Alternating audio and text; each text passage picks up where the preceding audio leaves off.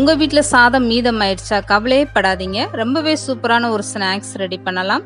Evening school விட்டு வர பசங்களுக்கு இந்த மாதிரி ஒரு புதுவித ஸ்நாக்ஸை ரெடி பண்ணி கொடுங்க. ரொம்பவே விரும்பி சாப்பிடுவாங்க. ஹலோ ஃப்ரெண்ட்ஸ், வெல்கம் டு சமையல் டிலேட். வீடியோக்குள்ளே போகிறதுக்கு முன்னால் நீங்கள் இன்னும் சமையல் டிலேட் சேனலை சப்ஸ்கிரைப் பண்ணலைன்னா மறக்காமல் சப்ஸ்கிரைப் பண்ணுங்கள். ஃபஸ்ட்டு இந்த ஸ்நாக்ஸ் செய்கிறதுக்காக வடித்த சாதம் எடுத்துக்கோங்க. 1 கப் அளவுக்கு சாதம் எடுத்துகிட்டு அதை ஒரு மிக்சி ஜாரில் சேர்த்துட்டு தண்ணி ஊற்றி அரைச்சி எடுத்துக்கோங்க. கொஞ்சம் கொஞ்சமாக தண்ணி சேர்த்துட்டு இந்த மாதிரி நல்லா அரைச்சி எடுத்துக்கோங்க.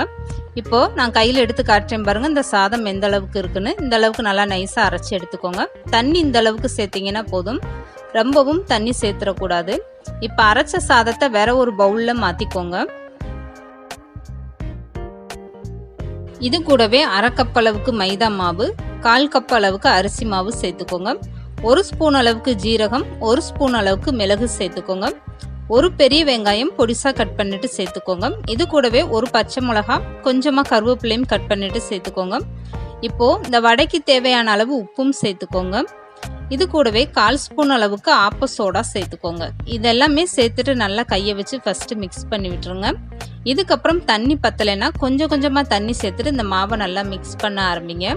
உளுந்த வடைக்கெல்லாம் மாவு எந்த பதத்தில் இருக்குமோ அந்த அளவுக்கு இந்த மாவை நல்லா மிக்ஸ் பண்ணி எடுத்துக்கோங்க. இப்போ மாவு நல்லாவே மிக்ஸ் ஆயிடுச்சு. இதிலிருந்து கொஞ்சமாக மாவை கையில் எடுத்துட்டு நடுவில் பெருவிரலால் ஒரு ஓட்டை போட்டுக்கோங்க. அப்போ உளுந்த வடை மாதிரி இருக்கும் பார்க்கும்போது. இப்போ இந்த வடையை பொரிச்சு எடுக்கிறதுக்காக எண்ணெய் நல்லா சூடாகட்டும். எண்ணெய் நல்லா சூடானதுக்கப்புறம் கொஞ்சமாக மாவை கையில் எடுத்துட்டு லேசாக மட்டும் மாவை தட்டி விட்டுட்டு நடுவில் பெருவிரலால் ஓட்டை போட்டுக்கோங்க. அப்போ உளுந்த வடை மாதிரி பார்க்கும்போது ரொம்பவே சூப்பராக இருக்கும். வடையை எண்ணெயில் சேர்த்ததுமே ஸ்டவ்வை மீடியமாக வச்சுக்கிட்டே லைட்டாக திருப்பி விடுங்க. வடை எண்ணெயில் சேர்த்ததுமே கரண்டி போட்டு பெரட்டாதீங்க. ஒரு 2 செகண்ட் விட்டுட்டு அதுக்கப்புறம் பரட்டி விட ஆரம்பிங்க. இப்போ பாருங்க, ரொம்பவே சூப்பராக 2 பக்கம் வடை நல்லாவே செவந்து வந்துருச்சு. பார்க்கும்போது நல்லா புசு புசுன்னு உளுந்த வடை மாதிரி ரொம்பவே சூப்பராக வந்திருக்கு பாருங்க. இந்த வடை சாப்பிடும்போது உளுந்த வடை டேஸ்ட்டில் ரொம்பவே சூப்பராக இருந்துச்சு. இந்த வடைக்கு சைடிஷாக தேங்காய் சட்னி வச்சு சாப்பிட்டு பாருங்க, ரொம்பவே அமர்க்கலமாக இருக்கும். மீதம் இருக்க சாதத்தை வச்சு ரொம்பவே சூப்பராக எப்படி ஸ்நாக்ஸ் இருந்தா இன்னைக்கு நம்ம வீடியோவில் பார்த்துருக்கோம். கண்டிப்பாக நீங்களும் உங்கள் வீட்டில் இந்த வடையை ட்ரை பண்ணி பாருங்க.